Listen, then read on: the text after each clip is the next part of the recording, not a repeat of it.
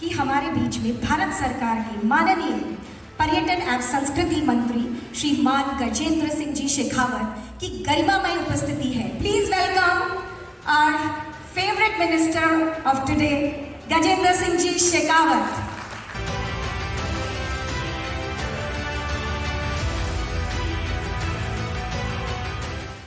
कि भारतीय संस्कृति का एक अनूठा वर्चस्व है पूरे ब्रह्मांड में।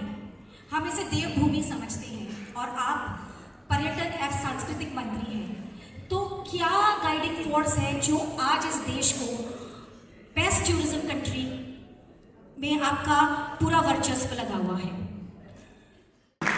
कि हम देख रहे हैं कि भारत के सौभाग्य के सूर्योदय की रश्मियां जो है वो पूरे विश्व को आलोकित करने के लिए तैयार हो गई और ऐसे महत्वपूर्ण समय में भारत की इस आधी आबादी, भारत की मातृशक्ति भारत का नेतृत्व करे, सब क्षेत्र में नेतृत्व करे। माननीय प्रधानमंत्री जी ने इस संकल्पना को विश्व के सामने रखा। G20 की मीटिंग में अब से पहले पूरे विश्व में वीमेन डेवलपमेंट की चर्चा होती थी।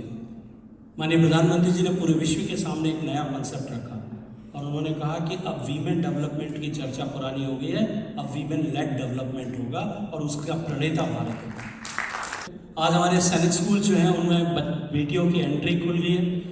आज हमारी सेना के सारे वर्टिकल्स में पूरे टाइम का, पहले भी जो है शुरुआत के दौर में जो उनका इंडक्शन होता था वो थोड़े से 5 साल के लिए होता था, शॉर्ट टर्म के लिए होता था।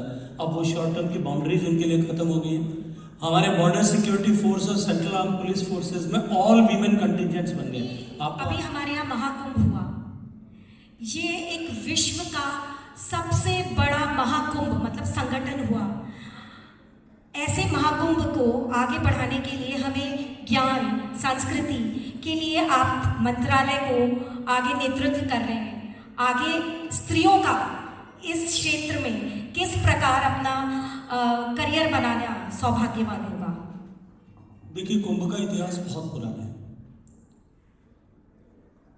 और निश्चित रूप से अभी जो प्रयागराज में कुंभ संपन्न हुआ उसको लेकर के पूरी दुनिया चकित थी, विस्मित थी और दुनिया का कोई देश कल्पना भी नहीं कर सकता कि इतने सारे लोग एक जगह एकत्रित हो सकते हैं। हमने भी कल्पना नहीं की थी कि इतने सारे लोग एक साथ एकत्रित हो जाएंगे। कल्पना कर रहे थे कि पिछले कुंभ में अर्ध कुंभ के समय लगभग 22-23 करोड़ लोग आए थे, अब की ये आंकड़ा शायद 30 या 35 करोड़ के बीच में रहेगा। लेकिन वो सारे अनुमान ध्वस्त हो गए।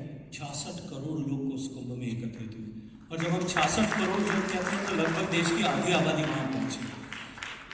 अमेरिका की कुल आबादी जितनी है उसके लगभग दुगने लोग वहाँ पहुंचे। पूरे यूरोप की आबादी के जितने लोग वहाँ उस कुंभ में पहुंचे। आप कल्पना करिए कि जिस जगह पे, जिस शहर की टोटल पॉपुलेशन 15 लाख से कम हो, उस शहर में स्टैटिक 50 लाख लोग परमानेंट रह रहे हैं और 1.5 करोड़ की फ्लोटिंग पॉपुलेशन रोज आ रही है। वहाँ कितनी तरह की व्यवस्था है। आप में से कुछ लोग जो कुंभ में गए होंगे, मुझे पता नहीं कितने लोग कुंभ में गए होंगे, लेकिन जो लोग कुंभ में गए होंगे वो मेरी बात को एंडोर्स करेंगे। आप पूरे दिन 3-4-5 घंटे जितने दिन आप समय आप निकाल सकते हो उतना समय आप वो झोला लेकर के निकल जाना। पूरे कुंभ परिसर में से अगर ये झोला भर के आप कचरा इकट्ठा करके ले आओगे, आपके टिकट्स में स्पॉन्सर कर दो। जहाँ 1.5-2 करोड़ लोग इकट्ठे हों वहाँ कोई एक कचरे का ढूंढ नहीं सकता था। ऐसी सफाई की व्यवस्था की। Thank you so much sir.